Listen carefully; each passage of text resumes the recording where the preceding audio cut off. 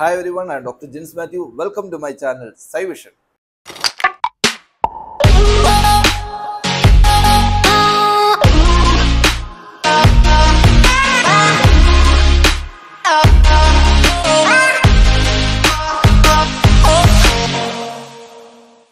हाय दोस्तों, आज मैं एक टॉपिक प्रसन्न करने जा रहा हूँ।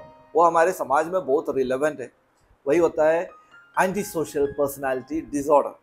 एंटी सोशल पर्सनालिटी डिसऑर्डर के बारे में बताने के पहले पर्सनालिटी क्या होता है उसके बारे में बताना बहुत ज़रूरी है, क्योंकि आजकल हम लोग बहुत बात करते हैं पर्सनालिटी के बारे में, पर्सनालिटी डेवलपमेंट प्रोग्राम्स, और हम किसी किसी को देख करके बोलते हैं ओह वाह व्हाट ए पर्सनालिटी। ओके, जो हाइट देख करके, जब मैं नॉर्थ में अपना जॉब कर रहे थे, पढ़ रहे थे, उस समय बहुत सारे लोग मेरा हाइट देख करके 6 फुट 1 इंच वो देख करके बोलते हैं ओह व्हाट ए पर्सनालिटी।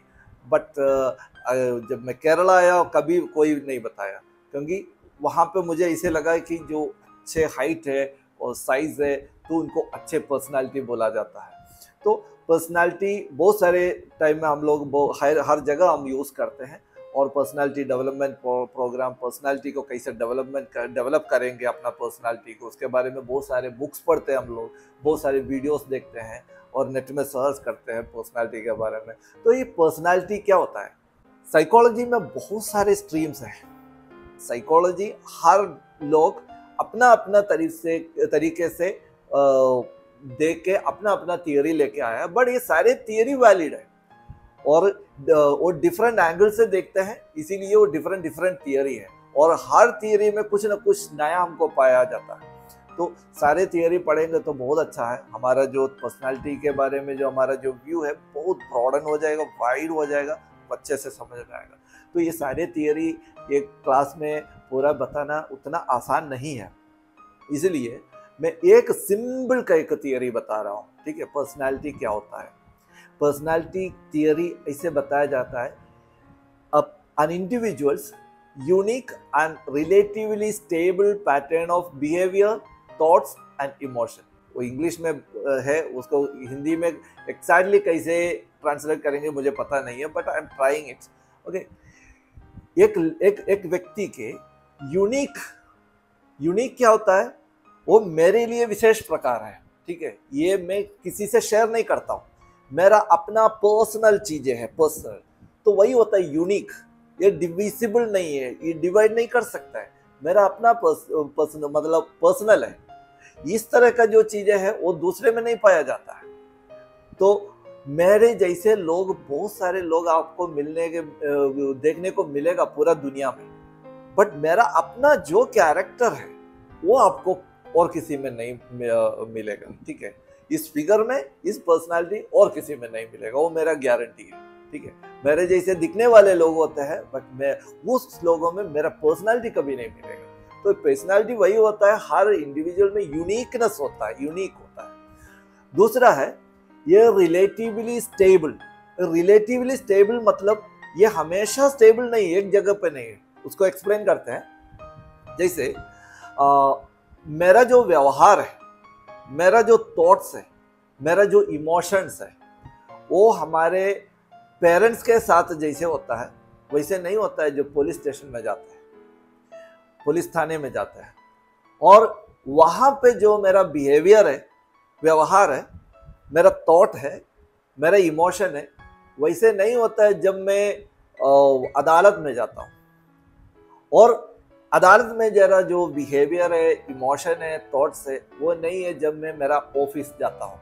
तो हर जगह ये वेरिएशन होता है, चेंजेस हो सकता है, मगर ये रिलेटिवली स्टेबल है।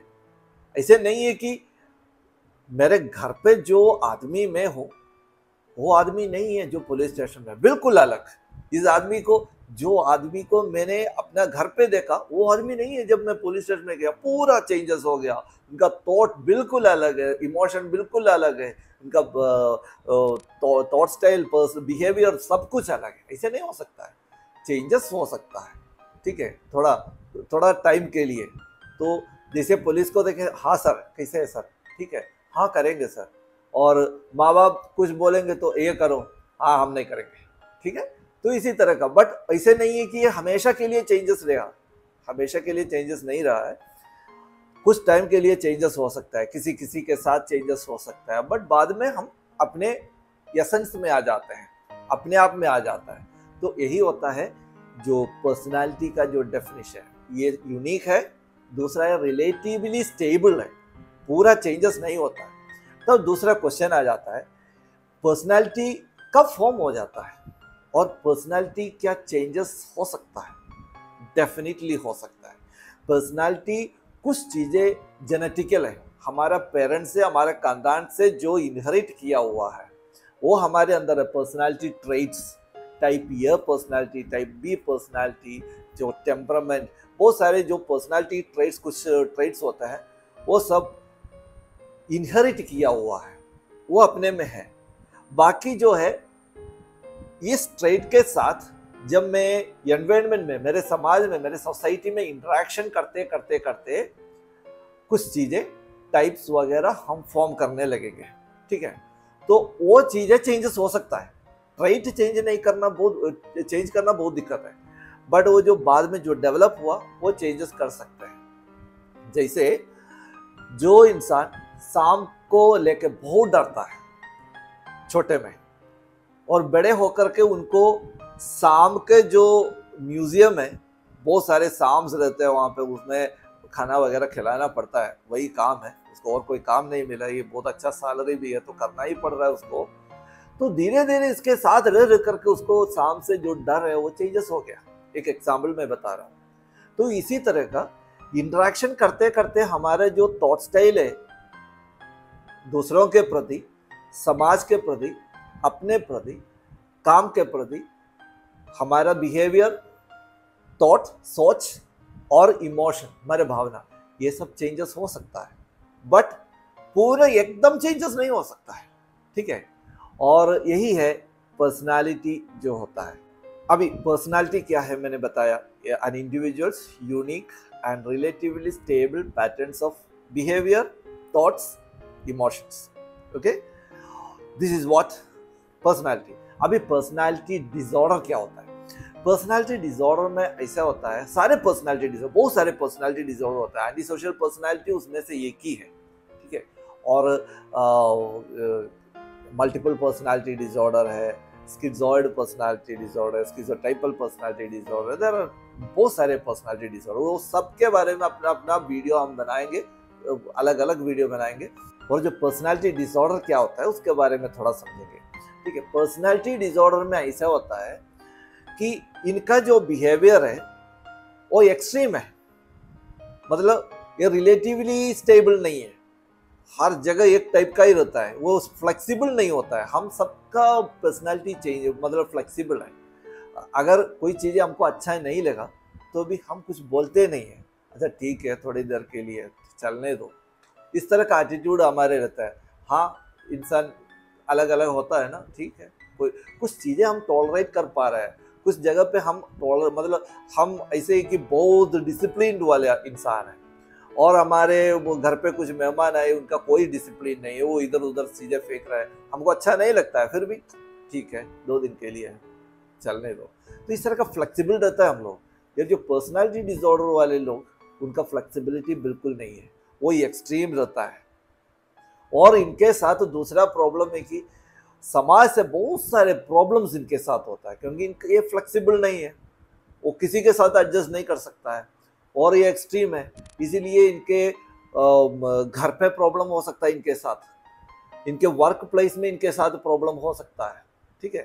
और जब गाड़ी लेके बाहर निकलता है तब इनका प्रॉब्लम हो सकता है समाज के साथ, ठीक है। तो इस तरह का हर जगह इनका प्रॉब्लम इनके साथ हो सकता है, बट बात यह है, ये कोई भी प्रॉब्लम इनके लिए डिस्ट्रेसिंग नहीं है, ये प्रॉब्लम से ये कभी सीखता नहीं है, यही प्रॉब्लम है, ठीक है। प्रॉब्लम इनके साथ हमेशा होता रहता है, बट ये प्रॉब्लम से कभी ये सीखता नहीं है, प्रॉब्लम इनके लिए कभी कोई प्रॉब्लम नहीं बना है, यही पर्सनालिटी डिसऑर्डर है, ठीक है। अभी मैं एंटी सोशल पर्सनालिटी डिसऑर्डर नहीं तो डाई सोशल पर्सनालिटी डिसऑर्डर क्या है उसका कुछ कैरेक्टरिस्टिक्स मैं आपको बताता हूँ।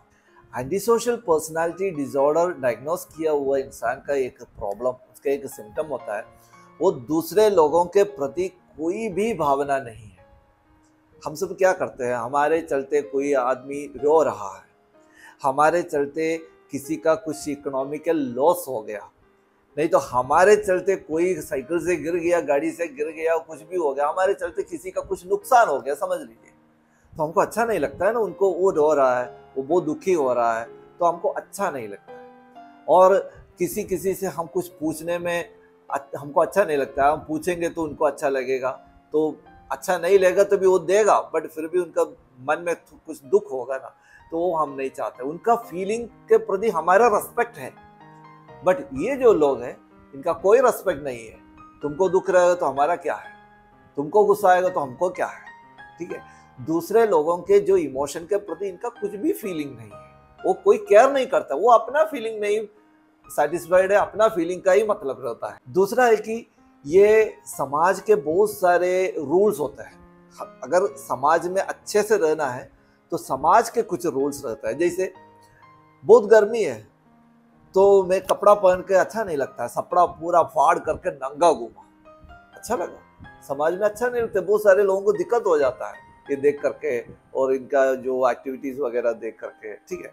तो दूसरा है कि कोई कोई जगह पे सब लोग आराम से बैठे हैं, एक आदमी का सुन रहा है, नहीं तो कुछ साइलेंस का टाइम है, तो ये बहुत ज़्यादा चिल्लाता रहता है, ठीक है।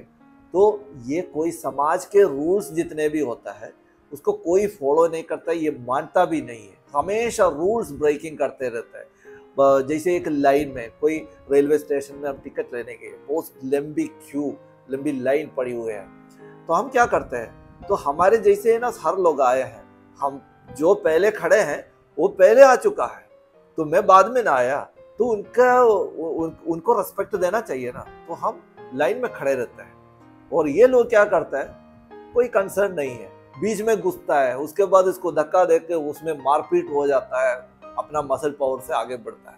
तो कोई रूल का फॉलो नहीं करता है, उनका कोई रेस्पेक्ट ही नहीं देता है। इनका दूसरा प्रॉब्लम है कि ये इनका कोई रिश्ता लॉन्ग लास्टिंग नहीं रहता है। दूसरे लोगों के साथ जो रिश्ते होते हैं वो लॉन्ग लास्टिंग नहीं रहते। रिश्ते बनाने में इनको बहुत आसान है। हम लोग किसी से कोई अनजान आदमी से बात करना, उनसे रिश्ता बनाना बार बार सोचता है, ठीक है, ये कैसा आदमी होगा, मेरा नुकसान होगा या मेरा कोई फायदा होगा, सब उनको ऑब्जर्व करके धीरे धीरे ना हम अच्छे रिश्ते बनाएंगे। इन लोग ऐसे नहीं है, जल्दी एक अनजान आदमी को देखा, एक मतलब कुछ सेकंड्स में वो अपना रिश्ता बना लेता है, बहुत फ्रेंडली बन जाता है। बट बात है कि ये रिश्ता कोई भी वो आगे नहीं रख पाता है। क्यों? क्योंकि एक कोई रूल्स फॉलो नहीं करता है, दूसरे के प्रति कोई उनका फीलिंग्स का कोई रेस्पेक्ट नहीं देता है। मुझे चाहिए दे दो, लेके गया, तो उसको वापस देना, उसको दुख रहता है, उसको खुश रहता है, कोई चिंता नहीं है। तो इसीलिए बाद में वो कॉन्फ्लिक्ट में आ जाएगा, तो दोनों में कॉन्फ्लिक्ट हो जाएगा और रिश्ता ब्रेक हो जाता है। और इसका प्रॉब्लम है कि ये बहुत छोटी सी चीज में बहुत ज्यादा गुस्सा हो जाता है। और गुस्सा होना और एक चीज है, ये सारे सिम्टम्स होना चाहिए और anti social personality disorder diagnose करने के लिए। ऐसे नहीं है कि जो गुस्सा करता है वो एंटी सोशल है, ऐसे नहीं है। कोई कोई लोग गुस्सा करते हैं वो अपना काम निपटाने के लिए, दूसरों को थोड़ा दबा कर रखने के लिए, ऐसे नहीं है। इन लोगों का ऐसे है कि कोई चीज़ में, छोटे से चीज़ में भी उनका टॉलरेंस बहुत लो है, बहुत जल्दी गुस्सा हो जाता है, और ये कोई फ्रस्ट्रेशन झेल नहीं सकता है। अगर मुझे चाहिए तो मुझे चाहिए, ऐसा नहीं है कि मैं चाहता हूँ वो मुझे नहीं मिला मुझे दुख होगा, वो दुख वो झेल नहीं पाता है। मुझे चाहिए तो मुझे चाहिए, किसी का भी कुछ भी नुकसान हो हमको कोई परेशान नहीं है, ठीक है, हमारा कोई बॉदरेशन नहीं है। तो वो फ्रस्ट्रेशन झेल नहीं पाता है, उनका गुस्सा बहुत जल्दी हो जाता है, और कि इनका गिल्ट फीलिंग कभी नहीं होता है। हमारे साथ क्या होता है, हमारे प्रति किसी का कुछ नुकसान हो गया तो हमको दुख लगता है, ओ ऐसे नहीं करना चाहिए था, नहीं तो हम कुछ कंट्रीब्यूट करेंगे, अच्छा नहीं है, तो हमारे चलते ना ये सब हुआ है। तो हमको रात को सोते वक्त भी हमको ये चिंता आ जाता है, यही होता है गिल्ट फीलिंग। इन लोगों के साथ कोई गिल्ट फीलिंग नहीं होता है, कुछ भी हो, हाँ उसको वो हो गया, हाँ उसका गलती है, हमारा क्या है। तो अपने अंदर में जो गिल्ट फीलिंग बिल्कुल नहीं होता है। कुछ भी हो इनके चलते दूसरों के साथ कुछ भी हो जाए इनका कोई फीलिंग नहीं रहता है। और एक ही जितने भी दूसरे के साथ होता है इनके चलते, उसका सब रिस्पॉन्सिबिलिटी दूसरे पे डाल देता है और उनका प्रॉब्लम है, ये सब हो गया, हाँ उसी के चलते ये सब हो गया है। तो 80-90% ऑफ कॉन्ट्रीब्यूशन मेरा है, बट फिर भी मैं बोलता हूँ उसका प्रॉब्लम है, उसके चलते हो गया, उन्होंने इसे बीच में इसीलिए ना इसे हो गया। तो अपने लिए कोई रिस्पॉन्सिबिलिटी ये लोग नहीं लगा, चाहे कोई भी अच्छे ऑफिस में काम कर रहे हो, कोई भी चीज का रिस्पॉन्सिबिलिटी ये लोग नहीं लेता है। यही होता है anti social personality disorder. Anti social personality disorder कैसे होता है, इसका कुछ कारण बता देते हैं। ये कारण नहीं होता है और ये कारण भी पूरा कंप्लीट एक्सप्लेनेशन नहीं होता है, तो बहुत सारे कारण हो सकता है। तो उसमें से कुछ है, एक तो चाइल्डहुड में, छोटे में बहुत सारे प्रॉब्लम्स इनके साथ हुआ, समाज के साथ इनको बहुत मतलब बुरी तरीके से ट्रीट किया, तो उसके चलते छोटे से ही इनका समाज के प्रति बहुत इल फीलिंग होने लगा, तो उनकी नफरत होने लगा।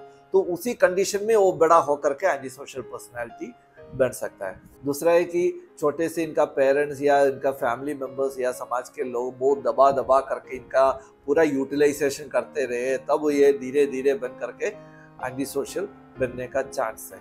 और तीसरा बोलते हैं कि जेनेटिक फैक्टर्स, वो तीसरा नहीं है, वो फर्स्ट ही आ सकता है। बहुत सारे पर्सनालिटी ट्रेट्स और इनहेरिटेड है, मैंने ऑलरेडी बता दिया। तो ये जो एंटी सोशल पर्सनालिटी अगर पेरेंट्स में या चाचा चाची में किसी में इस तरह का पर्सनालिटी डिसऑर्डर है, बच्चे में होने का हाई संभावना है, बहुत ज़्यादा संभावना है। और दूसरा है कि अगर पर्सनालिटी डिसऑर्डर भी डायग्नोसिस नहीं हुआ, बट एंटी सोशल पर्सनालिटी का कुछ ट्रेट्स हो, तब भी ये बच्चे में होने का संभावना है।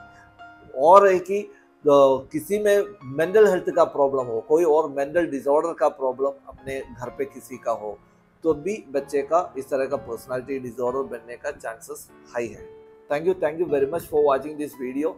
अगर आपको अच्छा लगता है आप चैनल सब्सक्राइब कर लीजिए, वीडियो लाइक कर लीजिए, और बहुत सारे वीडियो हम अपलोड करते रहेंगे, आप देखते रहिएगा। हम अपने बारे में अच्छे से समझेंगे और दूसरे के बारे में अच्छे से समझेंगे, दूसरे व्यवहार को हम अच्छे से समझ पाएंगे। और ये वीडियो, इस चैनल में आपको बहुत कुछ सीखने को मिला। Thank you, will see next time, that is the video, bye bye.